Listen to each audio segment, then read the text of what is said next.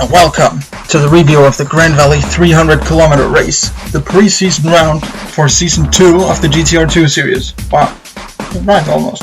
You know, GTR2, Season 2, you know. Well, that aside, we're just going through a list of the grid, and I hope you've kept track of it, because I sure as hell haven't. If you sort of missed where your driver starts, then you can just pause the video and go back right now. But if you have no further, being against this, let's jump to the start of the race, which should happen any moment now. Yeah, well, the downside of doing things like this is I don't really hear any engine noise because of how Movie Maker works. But anyway, that is the start away, and it looks like we've got a pretty clean start. So far, no change at the top of the leaderboard, but we do have a new third place. And I'm trying to remember the names here because I've done a stupid thing and done this without having the names, really practiced in. All I'm getting right now is your GTP names, and that's not really going to cut it when that's not what we're doing here. I'm trying to remember. God damn it. Well, this has just gone fantastically well, haven't it? I'm not sure what we got off to a worse start this or last season. Okay, well, to try and help me a little, let's see it all from Blauman's point of view. That's one of the few drivers that I do remember. So, let's just look at it here as he takes Cohen, the new guy in 5th place then, Blauman. And there was a bit of pumping there, but that's just how the AI works, and I'm guessing we're all pretty much used to that from the first season. So there should be no news in that. And now we go on board with the most creative livery on the grid, you might say. We shall refer to it as the Dank Tank, as we have already done before this race. The Dank Tank actually gets off to a pretty decent start. I mean, it loses a place to Damn It there, but then Harsk screws it all up for him. And we're a pretty good start actually, gained a position here. Lap 4, and we have the first major incident. And you could call that a major incident. We have Herrera and Sides are also involved, among others.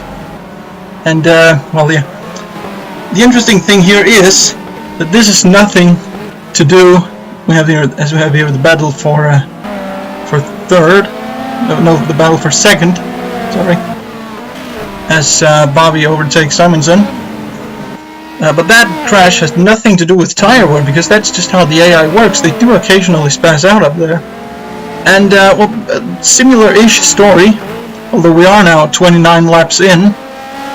So, who knows, tire wear could have been a factor, and this crash is even bigger. Look at that. That's some pretty big bumps in that car, and that's killed it. That's killed Ahmed's car.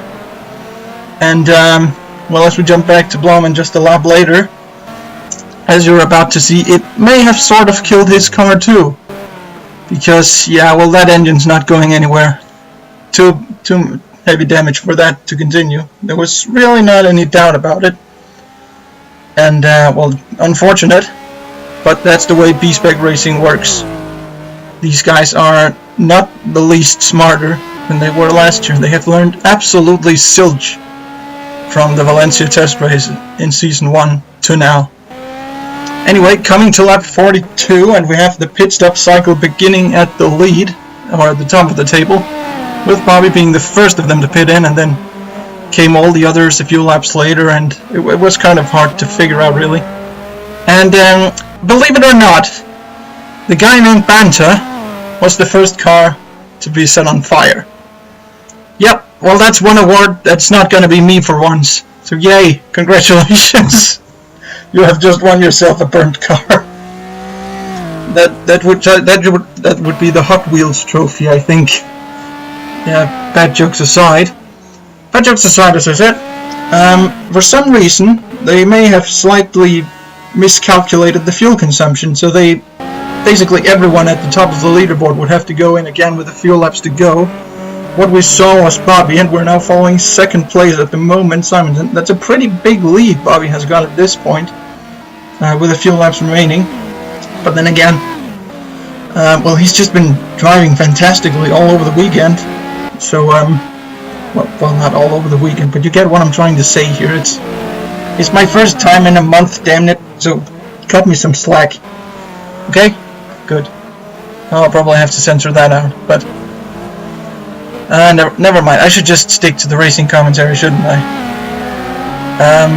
Well, anyway, it's going to be exciting to see if Bobby can make it out in front of Simonson and the chasing pack here, because it's definitely going to be close. He's just getting out of his box right now, and this is going to be close, and it looks like we may have a pass for the lead again. He is going to have it. That is a pass for the lead, or is it? No, it's not. Because Bobby has the inside for the next corner. That's great racing. That was perfect timing by Bobby's pit crew there. And look at the cap he's already pulled, and that is still the difference between brand new and, well, dozen lap old tires. Look at this. This is after, what, a few hundred meters? And that's at, well, at best a handful of seconds already. So yeah, that's pretty sizable here. Oh yeah, and we have the number 19, Team Turd Racing, because I couldn't think of anything less creative. So, well, that is a punishment scheme now. And, well, unless the driver of the car himself comes up with a better livery, that's going to be the season livery. So, I hope for his own sake that he's going to come up with something, because Team Turd Racing, yeah, I wouldn't call that the team I've been driving for. I wouldn't be proud of that. Unless, of course, they win the championship, but let's wait and see what happens. Anyway, I guess it's safe to say, as we just saw there, Bobby has just been in a league of his own. You just see that 1 minute and 20 seconds, that's just under, well, just about 2/3 of a lap here. And surprisingly, the Dank Tank takes 3rd place. That's a great job, really. And, well, I'm not really, I guess he must have 420 placed it before the race, who knows? I don't know. What I do know is that everybody's going to take this as an excuse to get high before the next race. And, well, with the next race being the Rotten Egg Rally, I can see absolutely no reason why that should go wrong. Because that's just going to be the nature. It's going to be chaos anyway. So, yeah. And, of course, a bit of celebrations from Bobby. It is a big thing to win the first race of the season. And just to clunk it in the wall as well, just for good measure. Just to show, we got the prize money. We can do this. So, yeah, well, you can only really say great job to him. And with that done, I'm going to say thanks for today. And I hope I'll see you all at the Rotten Egg Rally.